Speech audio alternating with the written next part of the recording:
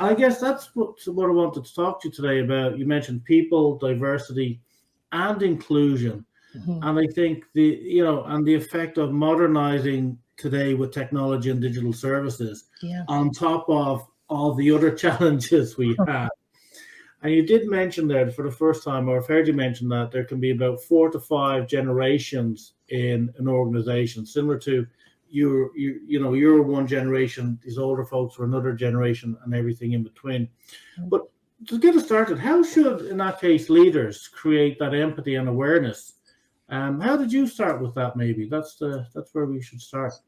Yeah, that's a really good question, actually.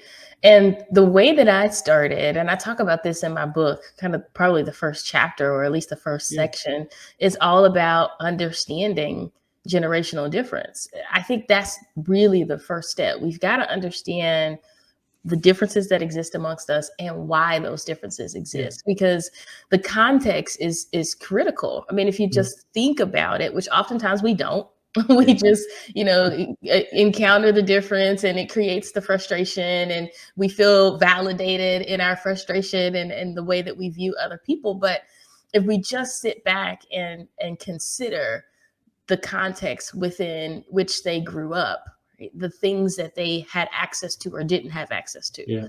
what was norm in their kind of coming of age or even coming into the workforce versus what's norm for us. What value systems did they grow up with and were embedded within their character versus what's now being embedded in ours.